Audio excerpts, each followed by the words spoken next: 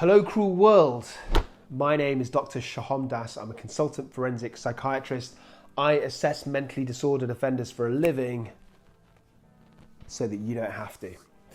Today I'm going to tackle quite a big question in the world of criminality, which is this: nature versus nurture when it comes to violence. So this is an age-old question like how old is the universe? Is time travel possible, and why do men have nipples? So in this episode, I'm going to give you a couple of very brief case examples of patients that I have assessed, just to give you a kind of overview of some environmental factors. Then I'm going to really quickly summarize some of the research in this area, but don't worry, I'll make it quick and as least boring as possible. I'm going to talk about some specific environmental factors and how they lead to violence. I'm going to talk about mental health and personality factors, because after all, that is my area of expertise. And I'll talk about some of the genetic factors as well. And finally, I am going to tell you about some theories which bring in some of these factors together. They're kind of social theories. So sit back and relax. Welcome to A Psych for Sore Minds.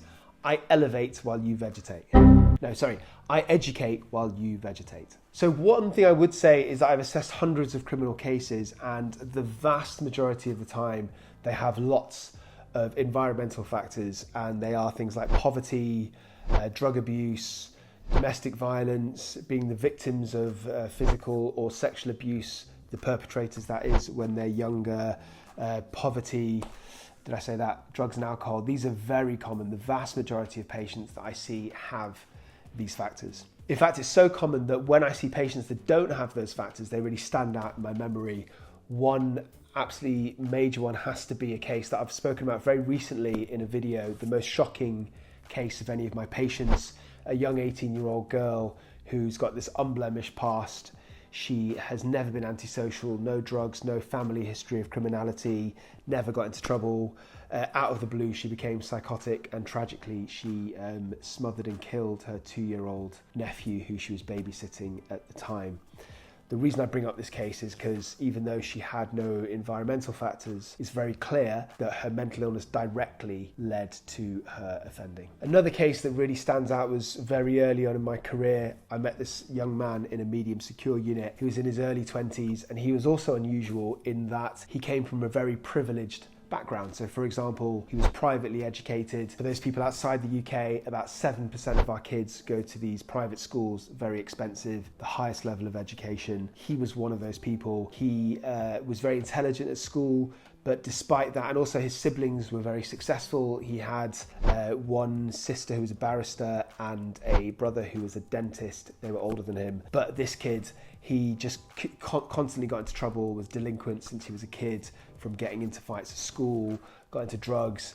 He was actually there for the alleged murder of his best friend, who he stabbed after he became really high on drugs. They were arguing about this drug exchange. They used to throw raves, so it was all related to that. So the reason I'm bringing him up is he is another exceptional case where there wasn't any environmental factors or clear genetic factors that I could see. It just seemed to be random. So nature versus nurture, which one is it? To really briefly summarize the research that we know, there was a meta-analysis of 24 different studies, and they concluded that the variance of violence is about 50% genetic, 50% environmental. So what is a meta-analysis? People much cleverer than me, they combine all these studies and mix the results together, which is much more complicated than it sounds, because the ways that you measure violence can be different. So some people might have like a self-filled questionnaire. Some other pieces of research might look at their criminal record, and both those methods have potential inaccuracies for different reasons. Also, the populations they study might be different. So some studies might look at the prison population,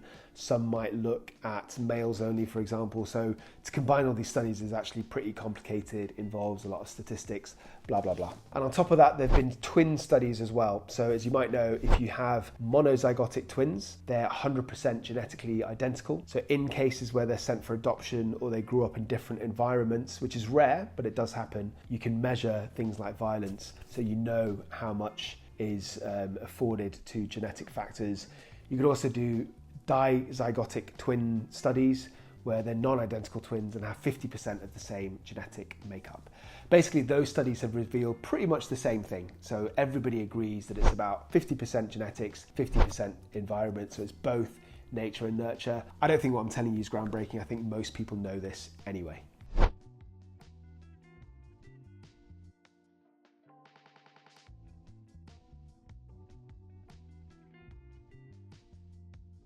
So let's look at some of the environmental factors. I've covered some of this in a previous video called Why People Offend. So in terms of environmental factors, the one that cannot be overstated, I think is one of the most salient, is having criminogenic peers. So if you grow up in, say, like a gang or surrounded by gangs or even family members who are committing crimes, then you model what you see, right? You think that offending is the norm.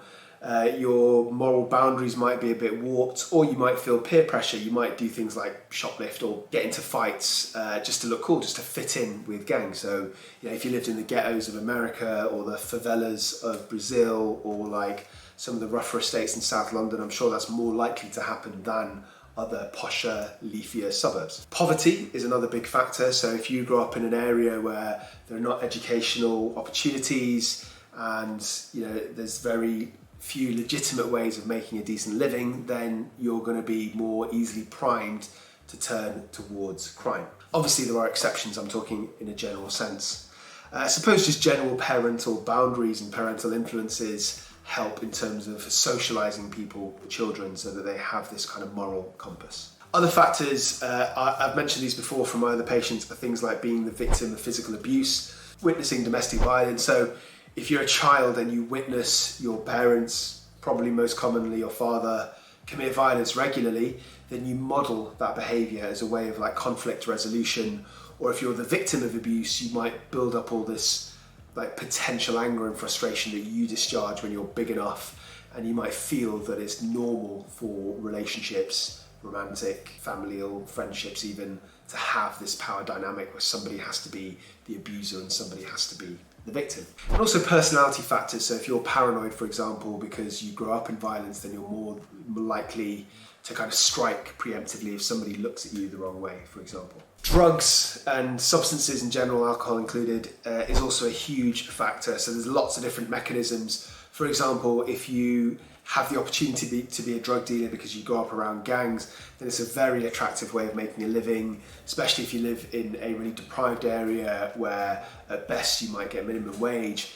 Drug dealers can make, you know, thousands of pounds per night or per week.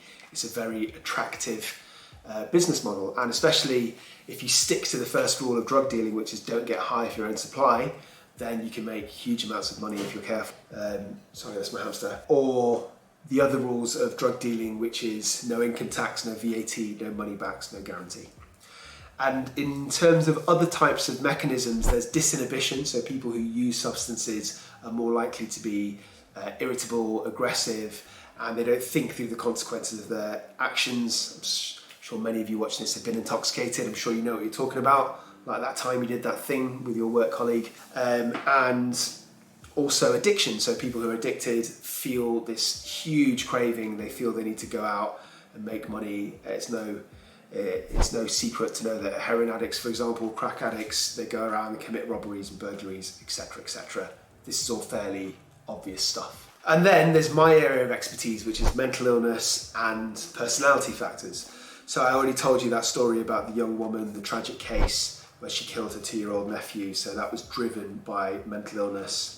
The other one I'll tell you about is Andrea Yates. I mention her quite a lot. I've done videos on her just because the case I think is fascinating, and you should go check out my videos. So she also was suffering from psychotic delusions, and she killed 5 of her own children in 2001 in Houston. Really sad case, really interesting from the perspective of a forensic psychiatrist.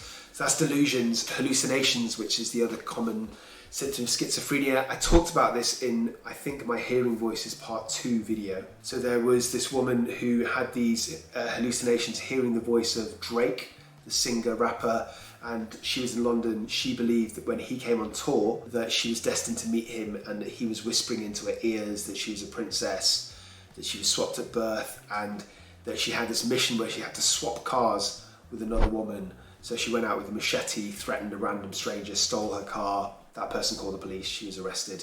So I'm just giving you an example of how specific psychiatric symptoms, namely hallucinations, can lead to offending. That is an environmental risk factor. And then there's just general personality factors not associated with mental illness. So I've already talked about being paranoid, being impulsive obviously is a big one, and also just having sort of different social values to the rest of the public. So let's talk briefly about the genetics, because we talked a lot about the environmental factors, and I think the environmental factors are quite obvious, easy to understand. So in terms of genetics, there's lots of clusters of genes, and I'm not going to tell you about them all because, to be frank, it's a little bit boring. And I'm a really busy man. I've recently was fortunate enough to get an email from a Nigerian prince, and I'm going to inherit all his money. So I have to get on with this video because I need to send him my bank account details.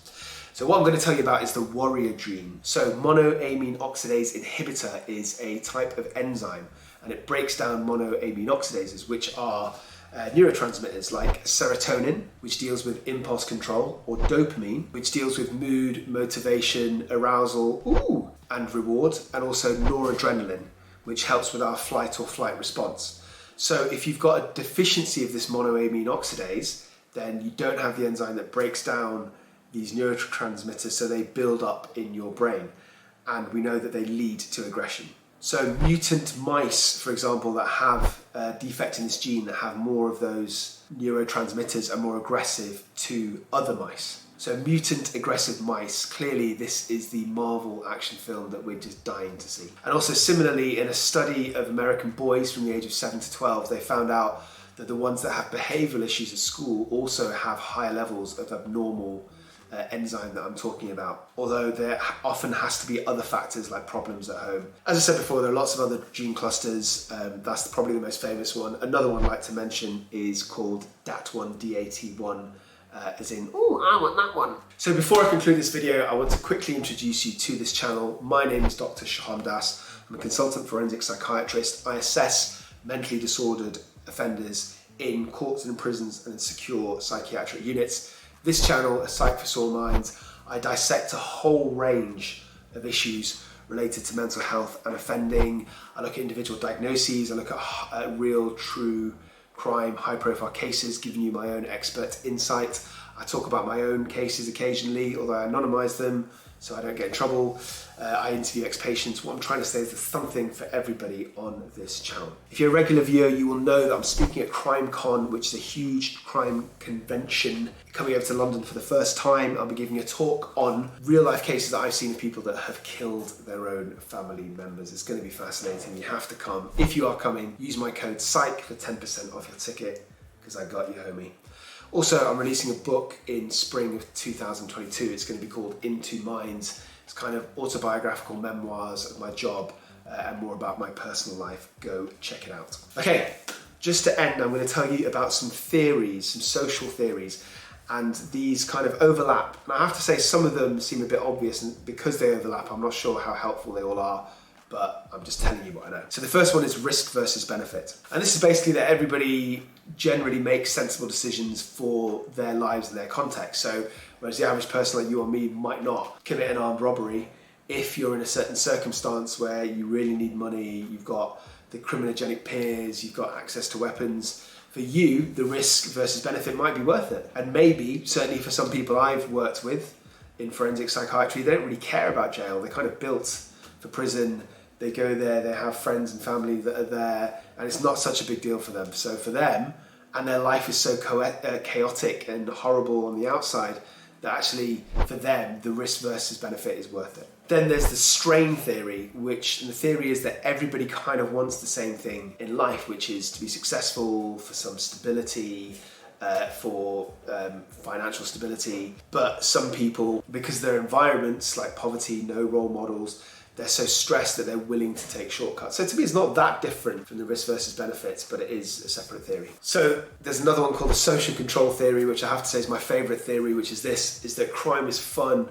Everybody wants to do it inherently and everyone's capable of doing it, but we have these hurdles, we have these blockades in doing it, and they can be external, like having sort of strict parental boundaries or living in an environment where that behavior is unacceptable, or internal, like your own empathy, your own morals, and your own self-esteem. And because of those things, you don't commit those crimes. Because the average person would not, even if they had an opportunity to, would not commit a crime. So for example, I'm sure we've all been in a situation where we could have easily stolen a chocolate bar, but we didn't.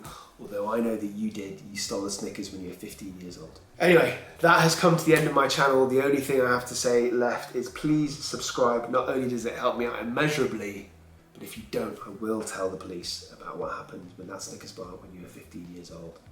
I'm not kidding. Okay, all that remains is for me to tell you to stay euthymic, and please, whatever happens, do not forget. Do not forget. I love you.